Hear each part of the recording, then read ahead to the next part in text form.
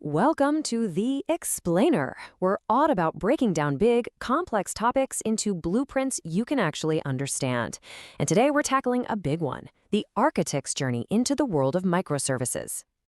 All right, let's just jump right in with a question that, let's be honest, every successful project eventually hits. How do you take your application from just one user to literally millions without the whole thing collapsing under its own weight? You know, the classic story usually starts super simple. You've got one server doing everything.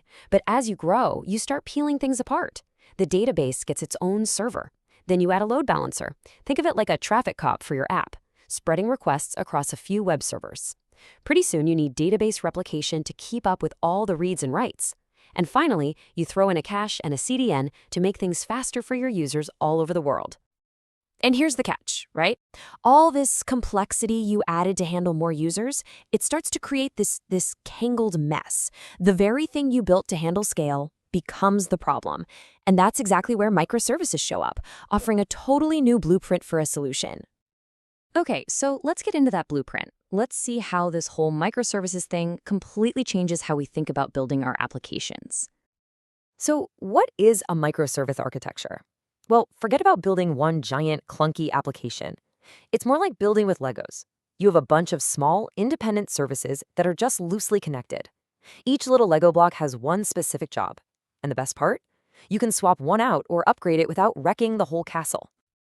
But, just like with Legos, you can't just randomly snap pieces together and hope for the best. You need a plan. You need some rules of the road to make sure you're building something that actually stands up and works the way it's supposed to. And here they are. These are basically the 9 golden rules for doing microservices right. We're talking about things like keeping your services small, making sure each one has its own data, and building in ways for them to handle failure. Honestly, these principles are what separate a clean, manageable system from, well, a complete nightmare. Let's dig into a few key ones. Okay, rule number 1, and this one is absolutely critical. Focus. Each microservice should do one thing and do it really, really well. You might hear this called the single responsibility principle. Basically, the service that handles your login shouldn't also be processing credit cards. It keeps things simple, clean, and way easier to manage. Right, and for a service to be truly on its own, it's not enough for it to just have its own job. It needs its own data. This is a huge concept. You can't have services tripping over each other in the same database. When each one owns and manages its own data, a team can change their service without causing a domino effect and breaking everything else.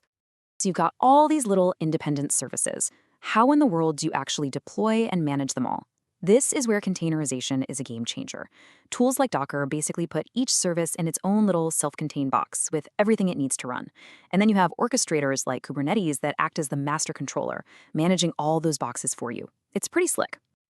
All right, so we've got the rules, the principles. Now let's talk about the what. What are the actual tools in your toolkit? Let's look at the essential components you'll need to build a real production-grade microservice app. And this is basically your shopping list. This is the core infrastructure that makes the whole thing work. You need something to direct traffic, like an API gateway. You need a phone book so services can find each other. That's a service registry.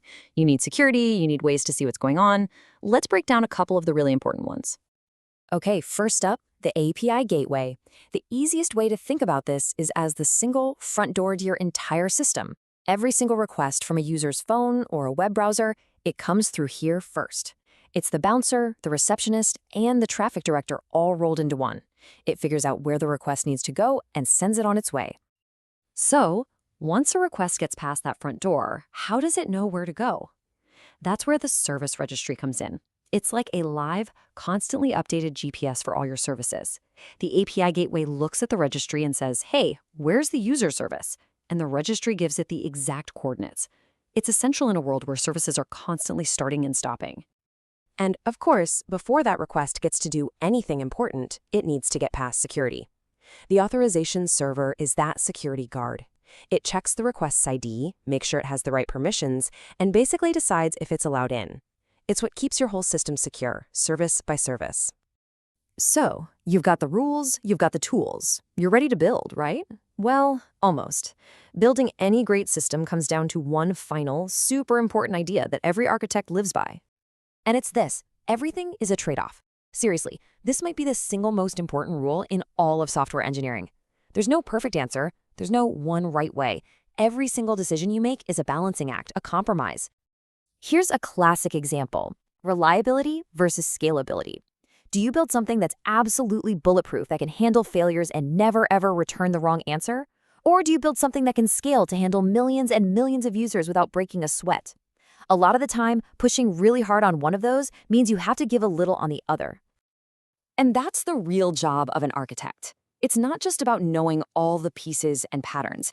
It's about looking at what you're trying to build, understanding the unique pressures and goals, and then making the tough calls, deciding which trade-offs make sense for your project. So the real question we leave you with is this: as the architect, what trade-offs are you going to make?